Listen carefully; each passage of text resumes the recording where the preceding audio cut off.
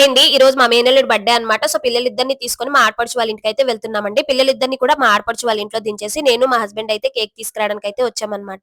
Every year కూడా birthday అయితే చాలా బాగా చేస్తారండి. కానీ ఈ ఇయర్ అయితే చేయట్లేదు. ఎందుకంటే రీసెంట్‌గా మా పెద్దమ్మ చనిపోయారన్నమాట. అంటే మా పెద్దమ్మ అంటే వాడికి నానమ్మ అన్నమాట. సో అందుకే బర్త్‌డే చేసుకోవడానికి వాడు అంతగా ఎక్కువగా ఇంట్రెస్ట్ చూపించట్లేదు. అందులోనూ అత్తయ్య వాళ్ళు లేకపోయేసరికి అసలు ఇష్టపడలేదన్నమాట. ఇంకా మేమే చిన్న పిల్లోడు బాధపడతాడని చెప్పేసి కేక్ అయితే తీసుకొని వెళ్ళాము.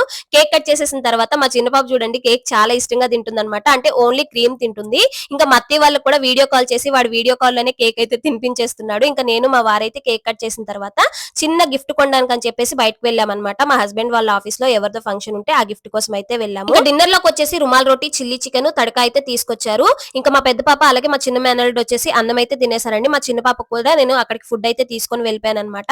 తనకి తినిపించేసిన తర్వాత మేము కూడా అందరం అయితే తినేసాము. మా అన్నయ్య అయితే డ్యూటీ కదా, సో డ్యూటీకి అయితే వెళ్ళిపోయారనమాట. వీడియో నచ్చితే లైక్ చేయండి, అలాగే ఛానల్ ని సబ్స్క్రైబ్ చేసుకోండి.